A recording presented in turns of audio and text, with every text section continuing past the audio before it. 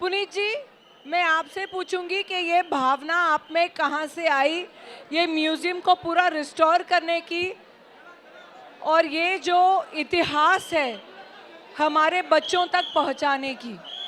तुम्ही मराठीमध्ये सांगा प्लीज.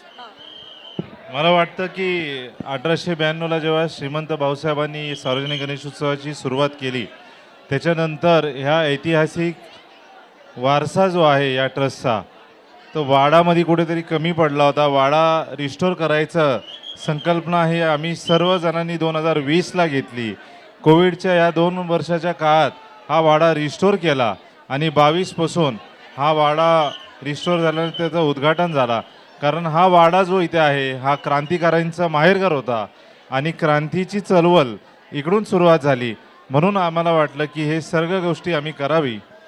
नक्कीच आज पुण्याचा हेरिटेज वॉक असेल, पुणा दर्शन असेल, याच्यात ह्या वाडाचा नेमणूक तर आहे आणि पुढच्या 3 ते 6 महिन्यात हा वाडा युनेस्कोच्या याच्यात नेमणूक होईल असं मला तुम्हाला सांगायचं आहे.